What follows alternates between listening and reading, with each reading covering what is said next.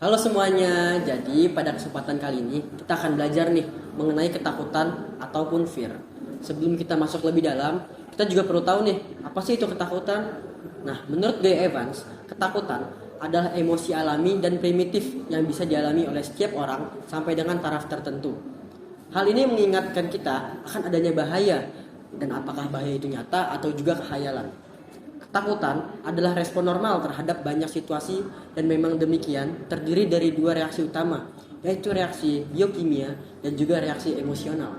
Reaksi biokimia terhadap rasa takut menyebabkan tubuh kita merespon ancaman yang dirasakan di lingkungan sekitar kita. Berbicara mengenai ketakutan, hal ini berkaitan nih dengan salah satu bagian dari anatomi otak bernama amigdala. Nah, amigdala ini berhubungan dengan proses emosional, perilaku, dan juga ingatan. Salah satu fungsi amigdala adalah sebagai pengatur respon ancaman. Respon ini membantu seseorang untuk bertindak dalam situasi yang mengancam dan juga penuh tekanan. Ketika seseorang berada dalam situasi ancaman dan juga stres, amigdala mengirimkan informasi ke bagian lain dari otak kita untuk mempersiapkan tubuh mengantisipasi ancaman tersebut. Reaksi ini dapat berupa fight atau bentuk perlawanan dan juga flight atau lari dari ancaman tersebut.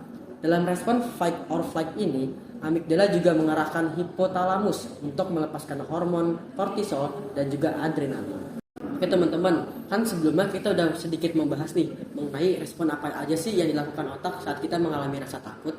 Jadi sekarang kita akan mengupas lebih dalam respon-respon tersebut. Yang pertama ada fight atau melawan. Saat kita mengalami respon melawan ini, otak kita berusaha untuk menangkal masalah tersebut dengan cara mengalahkannya. Jika bahayanya nyata dan bisa diatasi dengan kekuatan fisik, ini bisa menjadi alat yang efektif untuk menjaga kita agar tetap aman. Tapi, ketika bahaya yang dirasakan sebenarnya bukan ancaman, justru inilah yang membuat kita mendapatkan masalah.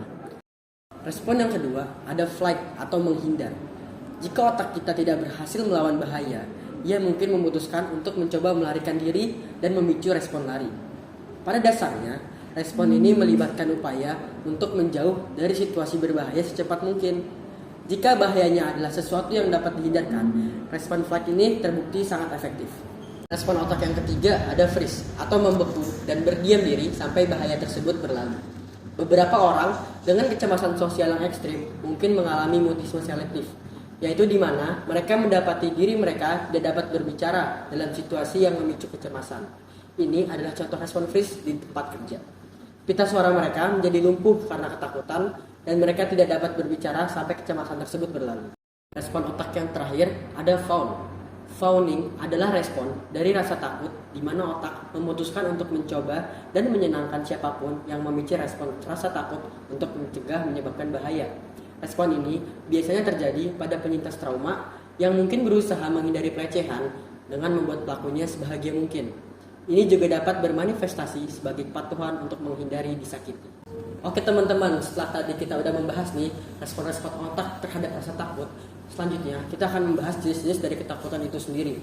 Sebenarnya ada banyak jenis-jenis ketakutan, cuman pada kesempatan kali ini kita akan membahas 3 jenis ketakutan. Yang pertama ada rejection, kedua judgment, dan ketiga failure safety. Pertama ada rejection atau penolakan. Ketakutan akan penolakan adalah ketakutan yang umum dan dapat dimengerti dan dapat menjadi bagian normal dari manusia. Ketakutan akan penolakan dapat merusak hubungan pribadi dan juga profesional. Orang yang takut ditolak mungkin menaruh harapan yang tidak realistis pada orang lain. Berikut ini ada contoh dari rejection.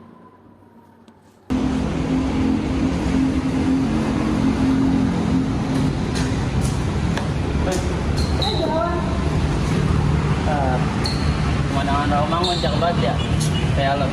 Saja Beneran ini mah. Lu BTW bangun udah tugas. belum susah banget. Ntar bantuin. Nggak mau teman paling tugasnya. BTW gue pengen ngomong sesuatu man. Kan kita temenan udah lama nih ya. Lo mau gak jadi pacar gue?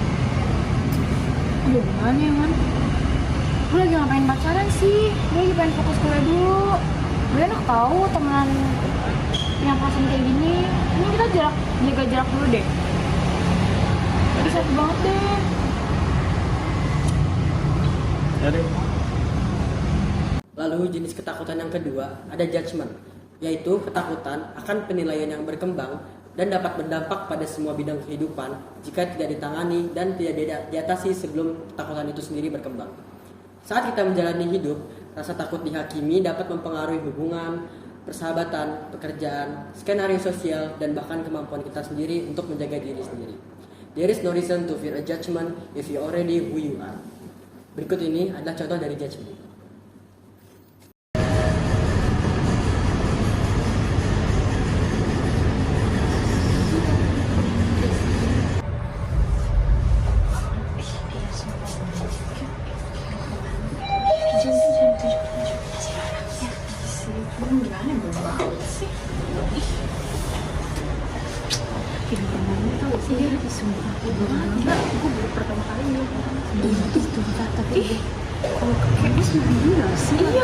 Ya minimal pakai deodoran gitu. Iya, aku juga mahal. Iya, kalau nggak punya deodoran pakai parfum. Iya, gimana kayak nggak tempat banget. Iya, woy, tempat umum parah banget. Kayak sumpah. Ih, bau banget.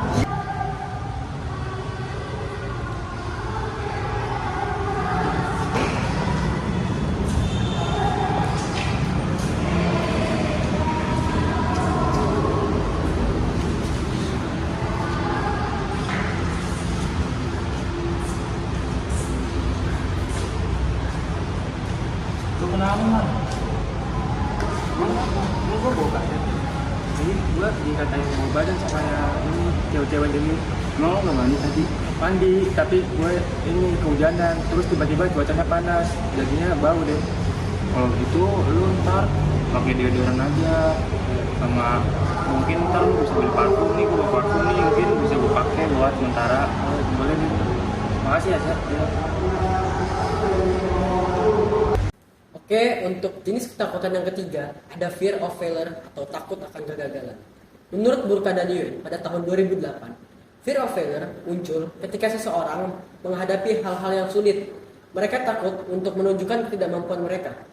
Fear of failure ini muncul akibat dari rendahnya kepercayaan diri, kecemasan, dan juga perfeksionisme. Dari beberapa penjelasan yang ada, dapat disimpulkan bahwa fear of failure merupakan kecemasan atau kekhawatiran yang irasional yang akhirnya menurunkan kepercayaan diri mereka untuk mengerjakan suatu tugas.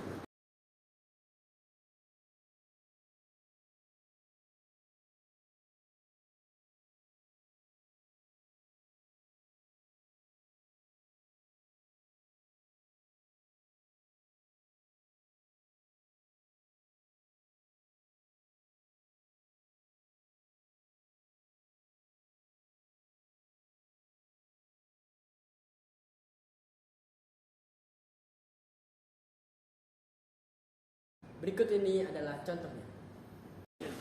Bismillahirrahmanirrahim. Semoga lulus SBMPTN biar mama papa gak bangga, biar bisa buktiin ke orang lain kalau bisa lulus PTN. Amin.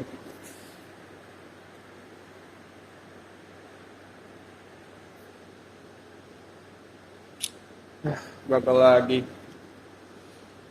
Gimana nih? Gimana caranya bisa lulus PTN? Aku coba pengen nambah UNJ kali ya. Tapi kalau nggak lolos lagi gimana? Terus kalau misalnya swasta, mana mungkin papa punya biaya yang cukup. Ntar gue malah nambah beban mereka. Apa gue kuliahnya gap year aja kali ya?